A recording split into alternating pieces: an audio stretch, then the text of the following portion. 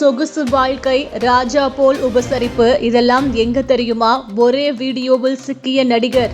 1966 வெளிவந்த தொகுதீபா என்ற கன்னட படத்தில் நடித்து பிரபலமான ஸ்ரீனிவாஸ் என்பவரின் மகன்தான் தர்ஷன். தனது தந்தையை தொடர்ந்து இவரும் கன்னட திரையுலகில் படிப்படியாக வளர்ச்சியை கண்டார். ஆனால் இவர் அடைந்த வளர்ச்சியும் புகழையும் தாண்டி இவர் பெற்ற சர்ச்சைகளே ஏராளம். அதிலும் தற்போது அவர் சிக்கியிருக்கும் விவகாரத்தை பார்த்தால் திரையுலக நடிகர்களின் ரசிகர்கள் பலரையும் அதிர்ச்சியடைய வைத்துள்ளது. சித்திரதுர்கா என்ற பகுதியை சேர்ந்த ரேணுகாசாமி என்பவர் அப்பகுதியில் உள்ள ஒரு மருந்து கடையில் வேலை பார்ப்பவர். இவர் கடந்த ஜூன் 9ஆம் தேதி காணாமல் போனதாக புகார் அளிக்கப்பட்டது. அதற்கு பிறகு பல காயங்களுடன் ஒரு சாக்கடையில் இருந்து அவரது உடல் கண்டெடுக்கப்பட்டது.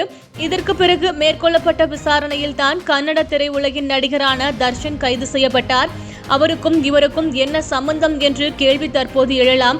அதாவது ரேணுகாசாமி தர்ஷனின் மிக தீவிரமான ரசிகர். நடிகர் தர்ஷன் அவரது மனைவியை தவிர்த்து பவித்ரா கவுடா என்ற நடிகையுடன் பழகி வந்ததால் சமூக வலைதளத்தில் தர்ஷனின் மனைவி தங்களது குடும்ப புகைப்படத்தை பதிவிட்டு பவித்ரா கவுடாவை வெறுப்பேற்றும் வகையில் பதிவுகளை இட்டார். அதற்கு பதிலடி கொடுக்கும் வகையில் பவித்ரா கவுடா தர்ஷனுடன் நெருக்கமாக இருக்கும் புகைப்படத்தை வெளியிட்டார். இதற்கு தர்ஷனின் மனைவி விஜயலட்சுமி சட்ட ரீதியான நடவடிக்கை எடுக்கப் போவதாகவும் தெரிவித்திருந்தார்.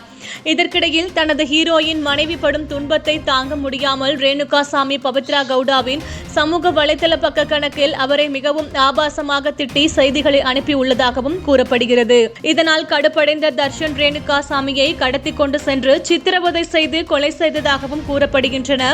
இதனை விசாரணையில் கண்டறிந்த கர்நாடக காவல்துறை தர்ஷனையும் அவருடைய தோழியான பவித்ரா கவுடாவையும் சேர்த்து கிட்டத்தட்ட 17 பேரை கைது செய்தது. தனது நடிகரின் மனைவி கஷ்டப்படுகிறார் என்பதற்காக சமூக வலைதளத்தில் ஆபாசமாக செய்திகளை பரப்பியதால் தனது ரசிகர் என்று கூட பார்க்காமல் ஒருவரை பிரபலமான நடிகர் ஒருவர் கடத்தி கொண்டு சென்று சினிமா பாணியில் சித்திரவதைகளை செய்து கொலை செய்த சம்பவம் கன்னட திரையுலகத்தையே உலுக்கியது.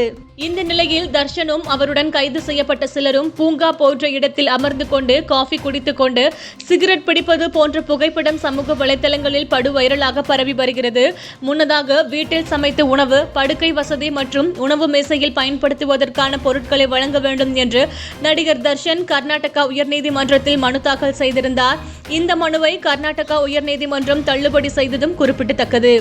இப்படி ஒரு மனு தாக்கல் செய்யப்பட்டு தள்ளுபடி செய்யப்பட்டுள்ள நிலையில் அவருக்கு சிறையில் சிறப்பு சலுகைகள் வழங்கப்படுவது போன்ற இந்த புகைப்படம் வைரலாகி இருப்பது ரேணுகாசாமியின் குடும்பத்தினரை கடும் கோபத்தில் ஆழ்த்தியுள்ளது. அது மட்டும் இன்றி நடிகர் தர்ஷன் ஒருவருடன் வீடியோ கால் பேசும் வீடியோ ஒன்றும் வெளியாகி உள்ளது. அந்த வீடியோவில் அவர் சிறையில் இருக்கிறார் என்பதற்கான ஒரு அடையாளம் கூட காண முடியவில்லை.